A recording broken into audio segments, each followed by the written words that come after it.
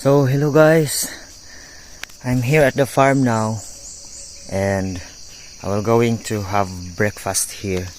So yeah, it's a sunny day. I like it. I like the weather today. So let's have breakfast. I show you what I have on my lunchbox, okay? But first I have to pee.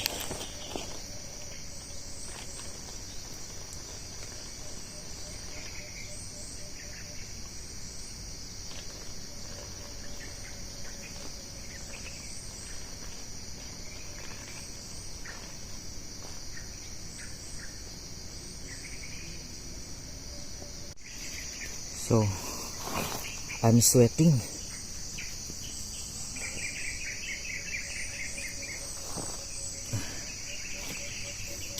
Am I the only one who love to smell your own body smell? Like, I like it. I like it so much. I don't know why. But then, since there's a lot of insects here in the farm, there's a mosquitoes and wasp. So I will going to apply this mosquito repellent to prevent them.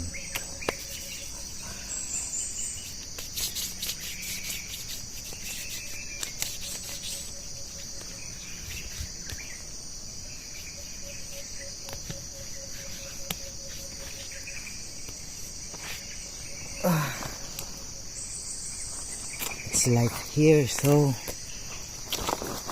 let's take off our boots and then let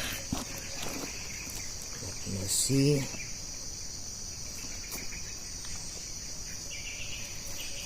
Okay, let's have breakfast.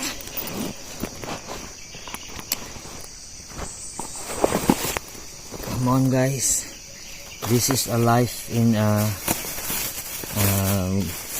farm. I'm a farmer. So what I have here is, of course, the rice. Filipino always love eating rice. Let's see. It's rice. And our dish for today is a roasted chicken. This is a leftover from last night dinner with family. I love it. So yeah, I have to eat. And of course, if you're here, we can do picnic here in the farm if you love to. Soy sauce. Guys, when you do farming, you must be a Boy Scout. Oh, there are dogs. Hey buddy, hey. Oh come on, hey. My dish, my dish. Go away, go away. Did you see them? Did you see them? That's from the other farmer. Oh, you know, we don't have always a delicious dish like this one. But last night, I bought this because I can able to buy, because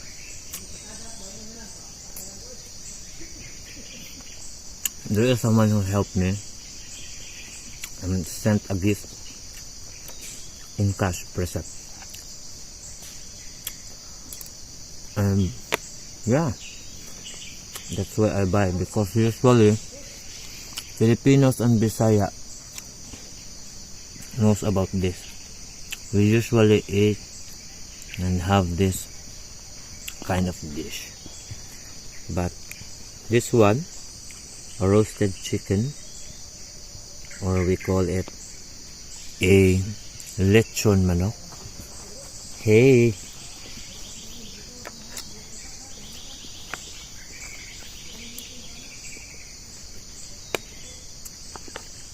This is not ordinary dish. This is one of the special dish. Lechon manok, or a roasted chicken.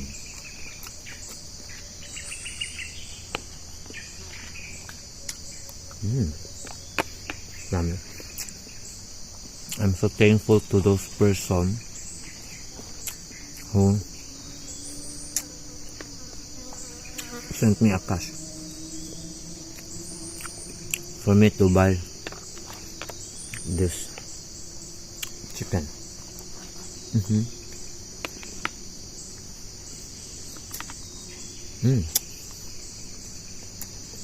Yummy. So guys, I'm done eating. I'm done my breakfast. So for now, I just have to take a rest here. Just resting and swinging. See? My stomach is very full. So yeah, that's life here.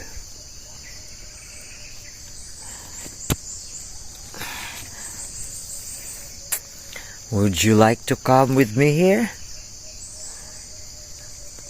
Alone. I'm alone on this farm. I manage this alone and harvest that rubber by myself.